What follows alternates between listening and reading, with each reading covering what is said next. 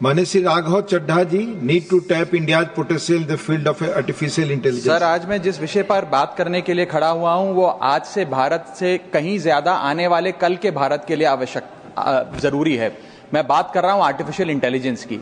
इस एआई की क्रांति के युग में सर, जहां अमेरिका के पास अपना chat GPT, Gemini, Anthropic, Grok जैसे इंडिजीनियस मॉडल्स हैं, वहीं चाइना ने डीपसीक जैसा सबसे ज्यादा क्षमता वाला और सबसे कम लागत से बना एआई मॉडल तैयार कर लिया है। लेकिन इस एआई के युग में सर भारत कहां है? क्या भारत इस युग में पिछड़ता जा रहा है? क्या भारत अपना जनरेटिव एआई मॉडल नहीं बना पाएगा? वर्ष 2010 से लेकर 2022 के बीच में दुनिया में जितने एआई पेटेंट्स रजिस्टर हुए उसका 60% हिस्सा यूएस ने हासिल किया और 20% चाइना ने।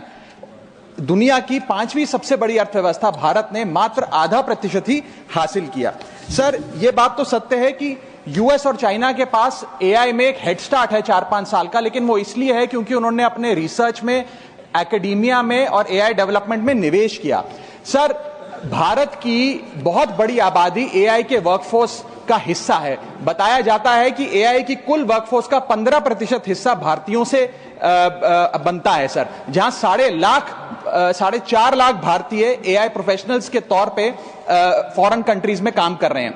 Sir, India ranks 3rd in highest penetration of AI skills. इसका मतलब यह है सर कि भारत के पास प्रतिभा भी है, मेहनती लोग भी हैं, ब्रेन पावर भी है, डिजिटल इकोनॉमी भी है और 90 करोड़ से ज्यादा इंटरनेट यूजर्स भी हैं। लेकिन फिर भी कहीं ना कहीं आज भारत एआई का कंज्यूमर बन गया है, एआई का प्रोड्यूसर नहीं बन पा रहा। सर, ओपन एआई के फाउंडर सैम ऑल्टमैन से जब भारत की एआई पोटेंशियल के बारे में पूछा गया तो उन्होंने भारत को नकारते हुए कहा कि भारत का एआई पोटेंशियल पूरी तरीके से होपलेस है, यानी कि निराशाजनक है।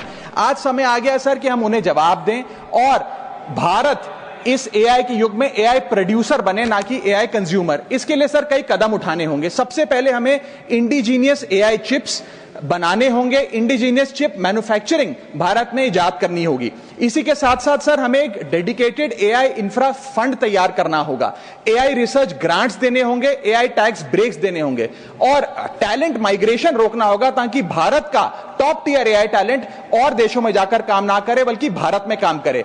इसी के साथ साथ एआई के इंडिजीनियस स्टार्टअप्स जो हैं सर, उन्हें एक्सेस देना होगा large volume of existing data को, जो मेटा, माइक्रोसॉफ्ट और गूगल के पास है लेकिन भारत के पास नहीं है। और अंत में सर फाइनेंशियल इन्वेस्टमेंट हमें बढ़ानी होगी, जहां यूएस अपने जीडीपी का 3.5% एआई रिसर्च में खर्च करता है, चाइना 2.5%, वहां भारत मात्र 0.7% खर्च कर रहा है। सर, आने वाले काल में इस दुनिया पर वही राज करेगा, वही विश्व गुरु होगा जिसके पास एआई की ताकत होगी। इसलिए भारत को सर मेक इन इंडिया के साथ साथ मेक एआई इन इंडिया की ओर आगे बढ़ना होगा।